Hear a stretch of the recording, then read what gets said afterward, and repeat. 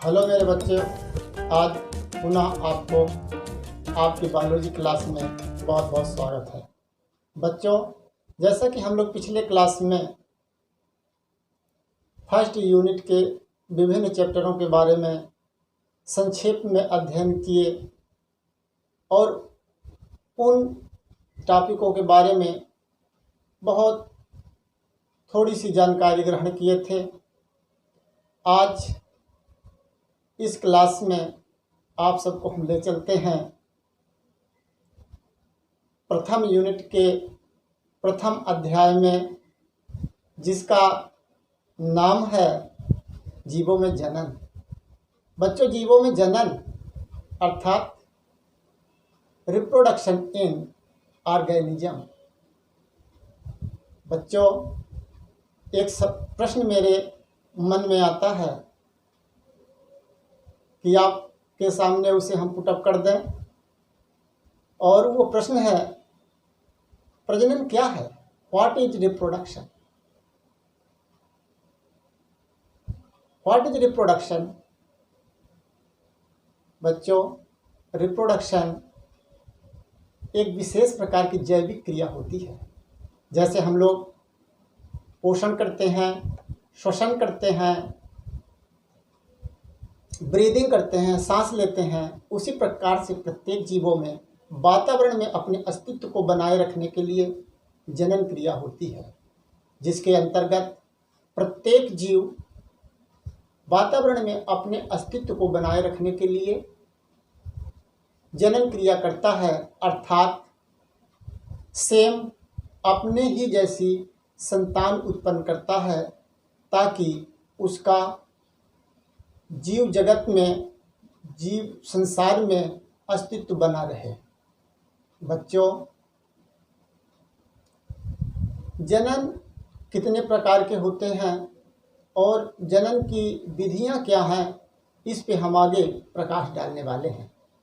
वास्तव में जनन दो प्रकार का होता है। नंबर 1 अलैंगिक जनन और नंबर 2 लैंगिक जनन। अलैंगिक जनन क्या है? बच्चों, अलैंगिक जनन से तात्पर्य है कि कोई भी लिविंग ऑर्गेनिज्म जब स्वयं अकेले किसी भी विधि द्वारा अपने जैसी संतान उत्पन्न करता है, तो हम उसे अलैंगिक जनन के अंतर्गत रखते हैं। अलैंगिक जनन की कुछ विशेषताएं होती हैं, जिसके अंतर्गत हम पॉइंट में कह सकते हैं। नंबर 1, इसमें किसी दूसरे ऑर्गेनिज्म की आवश्यकता नहीं होती। नंबर 2, इसमें सेम पेरेंट्स के समान ही डॉटर उत्पन्न होते हैं, यानी कि उनके कैरेक्टर में कोई परिवर्तन नहीं होता। तीसरा, इसमें किसी प्रकार का वेरिएशन नहीं पाया जाता। चौथा, अलैंगिक जनन विकास में सहायक नहीं है। और एक शब्द तो आप लोग पिछले भी क्लास में कई बार सुने हैं, क्लोन। क्लोन का तात्पर्य संतान हूबहू सेम अपने पेरेंट्स के समान हो, तो हम उसे क्लोन कहते हैं। इसके बाद अगर मेथड देखें, अलैंगिक जनन की कई विधियां होती हैं, और वास्तव में बच्चों, जो अलैंगिक जनन होता है, ये सिंपल जीवों में होता है, सरल जीवों में होता है। सरल जीव से तात्पर्य अधिकांशतः एक कोशिकीय पौधों या जंतुओं में, जो अलैंगिक जनन के लिए विभिन्न विधियों को अपनाते हैं। इसमें पहला binary fission. Binary means 2, fissions means 2 भागों में बंट जाना, अर्थात कोई एक कोश की जीव समसूत्री विभाजन द्वारा विभाजित होकर के 2 डॉटर कोशिकाओं में या 2 ऑफस्प्रिंग जीवों में परिवर्तित हो जाता है। जैसा कि आप साइड में देख सकते हैं, यहाँ पे बाइनरी फिजन के केस में अमीबा तथा यूग्लिना का उदाहरण दिया गया है। बाइनरी फिजन वास्तव में बच्चों दो प्रकार का होता है, सिंपल बाइनरी फिजन और transfer binary fission. Simple binary fission amoeba के केस में दिखता है। ये लिविंग ऑर्गेनिज्म किसी भी स्थान से दो भागों में डिवाइड हो करके दो संतानों को जन्म देता है। इसी प्रकार से आप देख रहे हैं यूग्लिना के केस में ये लंबवत दो भागों से डिवाइड होता है और दो डॉटर सेल का फॉर्मेशन करता है। तीसरी विधि जो हायर क्लासों में पढ़ाई जाती है, अब मेरे मन में आ गया तो मैं यहीं पे आपको बताता हूँ। एक ट्रांसफर बाइनरी फिजन भी होता है जो पैरामीशियम में देखने को मिलता है। पैरामीशियम का माइक्रोन्यूक्लियस और मेगा न्यूक्लियस दोनों ट्रांसफर डिवाइड हो जाते हैं और ये दो सेल में डिवाइड होकर के दो पैरामीशियम डॉटर को जन्म देता है। बच्चों, इसी प्रकार से अगला एसेक्सुअल रिप्रोडक्शन का अलैंगिक जनन की अगली जो विधि है नंबर 2, बडिंग। बच्चों, बडिंग से तात्पर्य है कि किसी भी लिविंग ऑर्गेनिज्म के साइड में एक आउटग्रोथ बनती है और वो आउटग्रोथ अपने मेन पेरेंट्स ऑर्गेनिज्म से अलग होकर न्यू डॉटर ऑर्गेनिज्म में परिवर्तित हो जाती है। जैसा कि आप साइड में देख सकते हैं, यहाँ पे आपको बहुत अच्छा उदाहरण देखने को मिल रहा है। और ये जो साइड में एनिमल है उसे ईस्ट कहते हैं। ईस्ट यानी खमीर। खमीर कौन नहीं जानता बच्चों? खमीर तो आजकल इंडस्ट्रियल उद्योगों में बहुत ज़्यादा उपयोग किया जाता है। जाके देख लें, हलवाई की दुकान में जलेबी बनाने के लिए वो रात में अपने आटे को फुला देता है और उसमें ज़रा सा खमीर डाल देता है, यानी ईस्ट डाल देता है, ताकि अनाक्षी श्वसन करे। और अनाक्षी श्वसन के समय बच्चों उसमें कार्बन डाइऑक्साइड निकलती है और वो कार्बन डाइऑक्साइड जब आटा गर्म होता है, कार्बन डाइऑक्साइड आटे से बाहर निकलने की कोशिश करती है और ब्रेड या जलेबी फूल जाती है। इसी प्रकार से बडिंग को आगे बढ़ाते हुए कई प्रकार के बर्ड्स प्लांट में, हायर प्लांट में आपने देखा होगा कि पौधों में छोटी छोटी कलियां निकलती हैं, बर्ड्स निकलती हैं और वो फिर नीचे गिर करके नए प्लांट का फॉर्मेशन कर लेती है। और ये ज़्यादातर केसेस स्टेम में और पत्तियों में देखने को मिलता है। बच्चों, एक प्लांट होता है ब्रायोफिल्लम कहते हैं। ब्रायोफिल्लम में बच्चों वास्तव में जो ये अलैंगिक जनन होता है, वो अलैंगिक जनन पत्तियों में बर्ड्स बनती हैं और वो बर्ड्स ज़मीन में गिर जाती हैं और ज़मीन में गिरने के बाद, जैसा कि यहाँ पे दिखाया गया है, ज़मीन में गिरने के बाद वो नए ब्रायोफिल्लम का फॉर्मेशन कर लेती हैं। इसी प्रकार से बच्चों अलैंगिक जनन में एक बीजाणु जनन विधि होती है।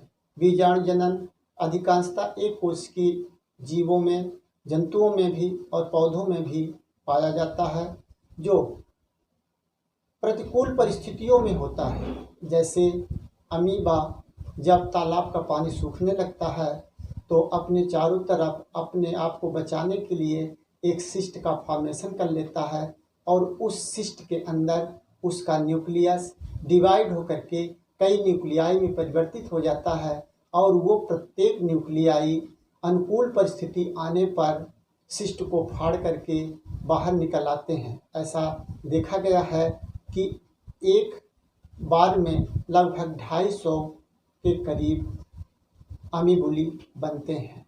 इसी प्रकार से विषाणुओं में भी, बैक्टीरिया में, विषाणुओं में भी ये बीजाणु जनन पाया जाता है। कुछ हायर प्लांटों में जैसे एल्गी और फंजाई में भी पाया जाता है, लेकिन हायर प्लांटों में यह विधि देखने को नहीं मिलती। बच्चों, अलैंगिक जनन के अंतर्गत एक विधि और होती है जिसे हम बढ़ती प्रजनन कहते हैं, वेजिटेटिव प्रोपेगेशन। बढ़ती प्रजनन का उदाहरण हमारे सारे बच्चे लगभग ग्रामीण एरिया से हैं। हमारे किसानों के घर से भी बिलोंग करते हैं और वह अक्सर देखते हैं जैसे गन्ने को खेत में लगाने के लिए गन्ने को कई टुकड़ों में काट दिया जाता है और कलम लगाना, जिससे प्रत्येक टुकड़ा वृद्धि करके नए गन्ने के पौधे को जन्म देता है। बच्चों, इसी प्रकार से ट्यूबर्स द्वारा, राइजोम द्वारा भी अलैंगिक जनन यानी कि वेजिटेटिव रिप्रोडक्शन देखने को मिलता है। इसमें ट्यूबर्स के अंतर्गत आप आलू का उदाहरण ले लें, आलू लगा देते हैं उसमें और वो नया पौधा बन जाता है। इसी प्रकार से राइजोम हम बोल सकते हैं, जैसे कि अदरक हो गई, हल्दी हो गई, ये राइजोम के अंतर्गत आते हैं। इनके भी छोटे से टुकड़े को अगर मिट्टी में लगा दिया जाए तो वो नए पौधे को जन्म देता है। अब अलैंगिक जनन के बाद हम लोग अगले टॉपिक पे चलते हैं, लैंगिक जनन यानी कि सेक्सुअल रिप्रोडक्शन। सेक्सुअल रिप्रोडक्शन, लैंगिक जनन अलैंगिक जनन से थोड़ा टफ प्रोसेस होती है। अलैंगिक जनन की कुछ विशेषताएं हम लेंगे, जैसे नंबर 1, इसमें 2 ऑफस्प्रिंग की ज़रूरत होती है, यानी कि नर और मादा की ज़रूरत होती है।